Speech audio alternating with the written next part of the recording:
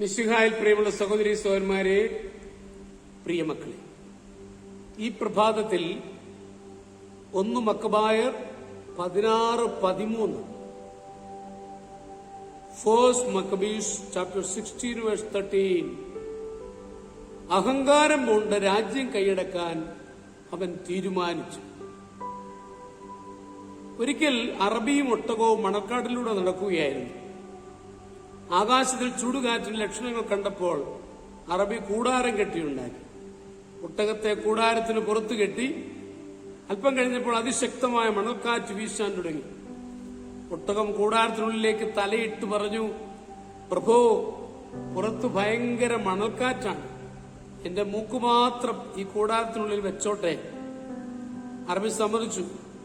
അല്പം കഴിഞ്ഞ് ഒട്ടകം വീണ്ടും പരാതിപ്പെട്ടു, പ്രഭോ, അതിശക്തമായ കാറ്റാണ് വെളിയിൽ, എന്റെ തല മാത്രം ഞാൻ ഈ കൂടാരത്തിൽ വെച്ചോട്ടെ. അറബി സമ്മതിച്ചു. എന്നാൽ 2 നിമിഷങ്ങൾക്ക് ശേഷം ഒട്ടകം വീണ്ടും കരഞ്ഞു, പ്രഭു, പുറത്തെ കാറ്റിന്റെ ശക്തി ഞാൻ എങ്ങനെ വിവരിക്കും, ഞാൻ എന്റെ മുൻകാലുകൾ കൂടി അകത്തോട്ട് വെച്ചോട്ടെ. അറബി എതിർപ്പൊന്നും പറഞ്ഞില്ല. ഒട്ടകം മുൻകാലുകളും കൂടാരത്തിനകത്താക്കി. അല്പനിമിഷങ്ങൾക്ക് ശേഷം ഒട്ടകം വീണ്ടും അപേക്ഷിച്ചു, പ്രഭു, ആഞ്ഞടിക്കുന്ന കാറ്റിൽ എന്റെ മുതുകു വേദനിക്കുന്നു, ഞാൻ എന്റെ പുറം കൂടി അകത്തോട്ട് കിടത്തട്ടെ.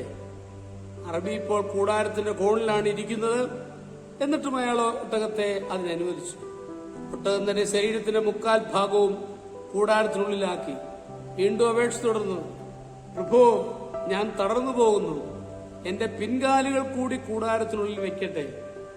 അറബി സമ്മതം മൂളിയതും ഒട്ടകം തന്റെ പിൻകാലുകളും അകത്തേക്ക് കടത്തിയത് ഒരുപോലെ. 2 മിനിറ്റ് കഴിഞ്ഞപ്പോൾ ഒട്ടകം ദയനീയമായി പറഞ്ഞു, പ്രഭോ, ഇനി എന്റെ വാൽ മാത്രമേ വെളിയിലുള്ളൂ, അതുകൂടി കൂടാരത്തിനകത്ത് കയറ്റാൻ അനുവദിക്കണം. അറബി മൂളി.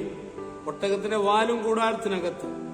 5 മിനിറ്റ് കഴിഞ്ഞ് കാണും ഒട്ടകം ഒരുപക്ഷെ ഒരപേക്ഷ കൂടി നടത്തുകയാണ്. പ്രഭോ, കിടന്ന് ഞാൻ മടുത്തു, ഇനി ഒന്ന് എണീറ്റോട്ടെ.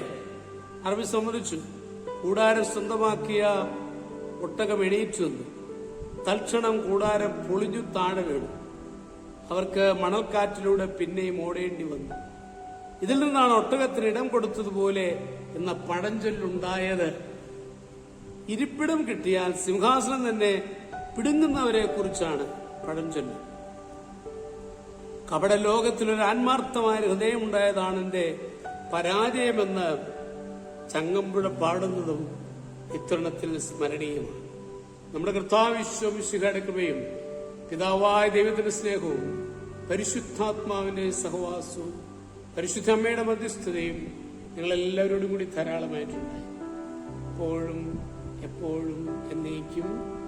ആമേൻ.